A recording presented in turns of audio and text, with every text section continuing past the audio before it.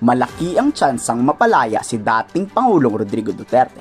Isa kasi sa Defense Council ni PRRD ang napakatalino sa international law at kilala sa buong mundong abogado na si Nicholas Kaufman. Si Attorney Kaufman ay veterano na sa pagdepensang internasyonal. Si Kaufman rin ang humawak sa kaso noon ni Congo Vice President Pemba at Republican Minister Maxine Mocod. Gaya ni dating Pangulong Rodrigo Duterte, may kaso rin tong dalawang tong crimes against humanity o yung labis-labis na pagpatay. Pero napalaya nga at nanalo ang dalawa sa kanilang mga kaso dahil yan kay Nicholas Kaufman. Sobrang bigating kasi talaga nito at hindi pipitsuging abogado. Tinatay ang paghahandaan ng defense team ni Duterte ang laban sa September 23. Ang problema lang ngayon, itong mga taga-suporta ni dating Pangulong Duterte o mga DDS.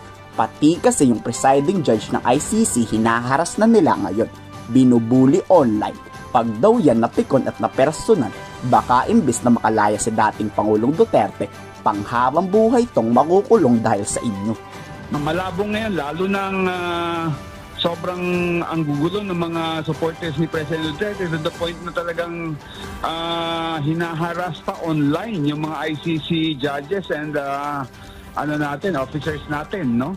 Dahil ngayon, napapakita na talagang flight risk and napapakita rin na sobrang powerful pa rin politically ang company President Duterte and magsasabi talaga, magiging proof yan na talagang hindi siya babalik. Isa sa kalaban ni PRRD ay ang kanyang sarili. Napakatapang daw kasi noon ni PRRD. Isinasa publikong papatay daw siya. Hindi kinakailang kumikitil siya ng mga buhay. Pag daw yan ginawa at naungkat ng ICC, patay talaga tong si PRRD.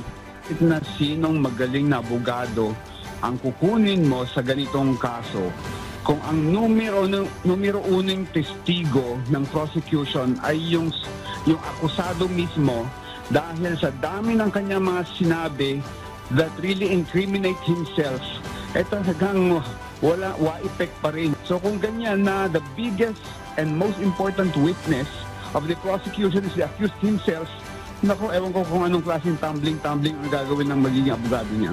Nagsalita na rin si Baste Duterte laban sa mga Marcoses. Pinapamukha kay PBBM na ikaw ang pinaka-traidor sa Pilipinas. Tapos wag kay utang kabubot on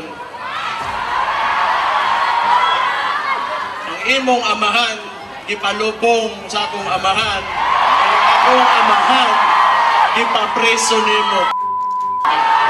Hindi naman niya nagugustuhan ng Malacanang. Si Pangulong Marcos ba ang traidor? O si Duterte dahil kamuntikan ng ibenta sa China ang buong Pilipinas? Si Duterte raw ang nagtraidor sa mga Pilipino dahil sa West Philippine Sea.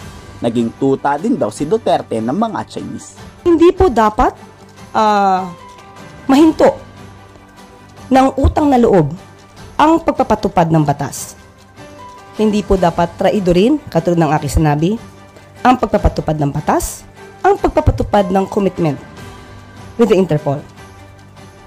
Hindi po dapat na dahil lang kaibigan o dahil naging kasama, hindi na po tutuparin ang batas at tatraidorin na po ang konstitusyon dahil lamang sa utang na loob. Dahil basta sinasabi ito ni Mayor Baste Duterte ng tanong ng utang na loob, ito po ba yung ginamit kaya ng dating Pangulong Duterte nung i-appoint niya ang isang Chinese national na si Michael Yang bilang kanyang economic advisor? Kayo sa tingin niyo, makakalaya kaya ang dating Pangulo? I-komento sa baba ang inyong salobin.